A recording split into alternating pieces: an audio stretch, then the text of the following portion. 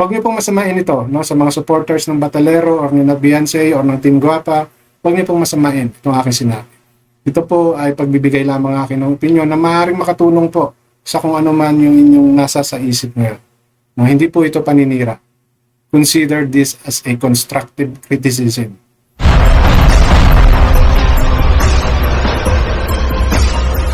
Alam niyo itong patuloy na umiikot na Hansel, no? Ilona Batalero na account.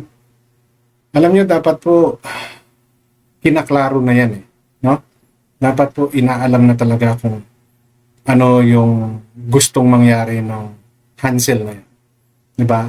Dahil nagsasabi na yung Hansel na yan ay yung nanay ni Beyonce na umiikot sa mga live, pumapasok sa mga live, pumasok sa live ni Val Santos Matubang, pumasok sa live nung isang vlogger pa, then doon kay Joel Salcedo, ranting no about what they feel that na affected na raw sila sa mga nangyayari, no? Kaya nagsasalita na siya. So, for me po bilang magulang, no, ng isa sa mga beneficiary ni Kalinga Prab, ang aking opinion po sa nangyari ito, dapat po hindi nyo ginagawa yan. No? Kung totoo po kayo yan, no? Kung totoo pong si Hansel yan, para sa akin po, madam, no? Mali po yun. Huwag nyo pong masamain. Hindi po ako kumakampi kahit kanino dito. Nagre-reaction lang po ako based sa aking napapanood, naririnig, napabasa, and my own analysis. Okay? So, huwag niyo pong isipin na ako po ay kumakampi sa Kalinga at kayo po ay aking iniinsulto, pinapahiya. Hindi po ganon. Ang akin lang po rito, magbibigay lang po ako ng opinion, no? Bilang react. And para nga po sa akin, mali po yung nangyayaring ikot-ikot sa mga live streamer, yung Hansel na yon, and expressing what they feel about sa nangyayari. No? Kasi po, kahit hindi po kayo magsalita, may nagsasalita na po para sa inyo. At yun ay sila Dr. Lab. No? Then, may iba pa. Diba? So, yan po ay, wala tayong magagawa. Vlogger sila. Normal po yan. Magbigay sila ng opinion nila. Pero kayo po, bilang magulang mismo ni Beyonce, para sa akin po, hindi nyo po dapat ginagawa. No?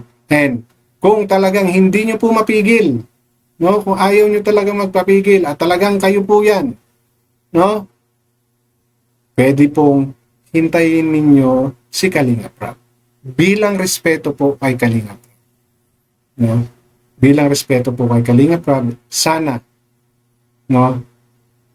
Huwag nyo pong gawin yan. Dahil mismong si Beyonce ay nagsabi na siya ay Kalinga pa rin. So bilang Kalingap, at yun yung sinabi ng anak ninyo, respetuhin nyo po sana yun. No? Hindi nyo po pwedeng baliwalain ngayon kung anuman ang nabanggit or nasabi ni Beyonce. No? Dahil nasa tamang edad na siya. Kung siya po ay 18 na, ha? Okay? Hindi nyo po dapat pinapatulan yung mga naririnig na babasa ninyo. No? Kayo po ay matagal na sa social media. So more or less, alam niyo na po kung paano yung galawan dito. Diba? At tungkol sa usaping bahay na yan, kayo po mismo, alam ninyo kung ano ang status niyan. Diba? So, dapat po, hindi nyo na yan minimension or ipinagsasabi sa kung saan saang mga live stream. Ano po kasi yung purpose ninyo doon? Kung talagang si Hansel yan, ano po ang purpose ninyo? Bakit kailangan nyo po magsalita sa iba't ibang live stream? Diba ba? Mako-question na po kagad yun. Magkakaroon na po ng question doon na gusto nyo pong magpapansin. Di po ba? Gusto nyong kaawaan kayo. No? Ipinapakita ninyo na naaapi kayo. In the worst po, no? Kayo may naguutos sa inyo. Kaya ginagawa niyo. Diba? Oo, sasabihin ninyo, bahala sila sa iniisip nila. Bahala ka community sa iniisip mo. Pero para sa amin, panahon na para magsalita. Dahil masyado na kaming nakakawawa. Sa tingin nyo, hindi kayo nakakawawa sa ginagawa nyo yan? Bukod sa tingin nyo hindi kayo nakakawawa, hindi po ba naiisip ninyo na bumababa po ang pagkatao ninyo? Bakit?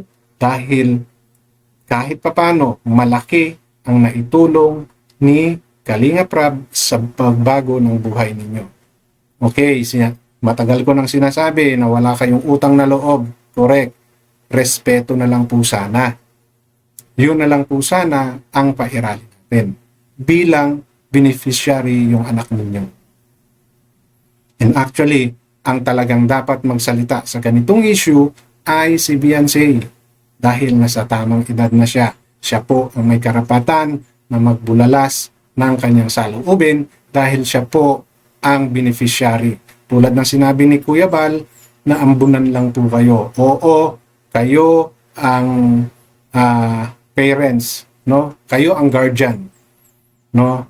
Noong siya ay simulang i-vlog dahil minor siya, which is normal. Pero ngayon po, no? Advice na lang po yung maibibigay ninyo kay Beyonce at mismong si Beyonce po dapat ang magsasalita ng nararamdaman niya. Hindi po kayo. No? Ganun po yun. So, wag niyo pong masamain, no? Batalero family. Ako po ay nagsishare lamang ng aking opinion. Hindi po para siraan. Okay? Kasi yung nangyayari ngayon, ayan, kung ano-ano yung nagagawang kwento. So, sino po ang mas lalong naiipit? Di ba si Beyonce? Ayaw ninyong may nababash or may nasasabi against kay Beyonce, pero ano po yung kinikilos ninyo, inaasal ninyo? Di ba? Kaya nga po, the best solution is to wait for Kalinga Prab. Magharap-harap kayo, mag-usap kayo sa kung ano ba talaga yung final decision ninyo. No? Kesa po sa ganyan. Yan po ay kung talagang kayo si Hansel na yan, ha? Ngayon, kung hindi po kayo yan, no, you need to speak out also kasi nasisira po kayo. No? Nasisira po kayo.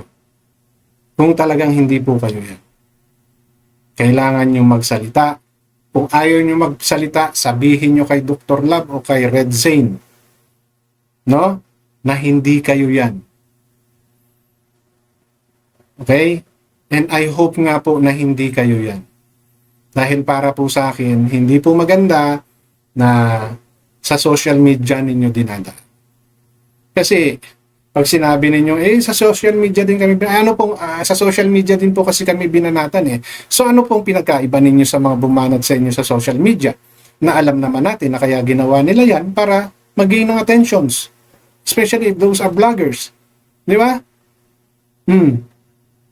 Na alam ninyong mas magiging magulo pag pumasok sa social media. Ano ba gusto ninyo? Katahimikan or mapag-usapan? Di mo ba?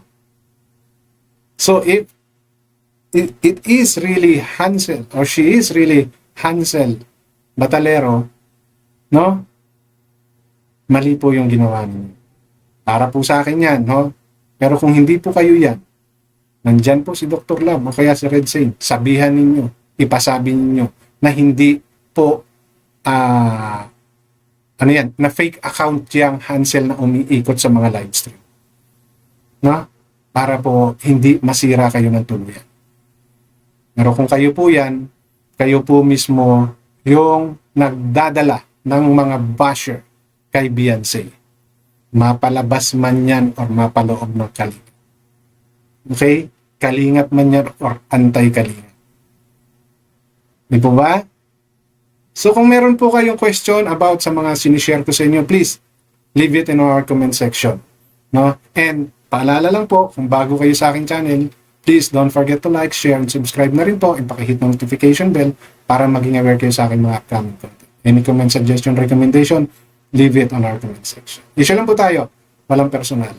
Okay? So, huwag niyo pong masamain ito, no? Sa mga supporters ng Batalero or ni Beyonce or ng Team Guapa, huwag niyo pong masamain itong aking sinabi. Ito po ay pagbibigay lamang akin ng opinion na maaaring makatulong po sa kung ano man yung inyong nasa sa isip ngayon. No, hindi po ito paninira. Consider this as a constructive criticism, no? For you to evaluate kung ano man po yung mga nasabi, nagawa ninyo at pinapakita ninyo dito sa mundo na so. Okay? So, yun na po at maraming salamat.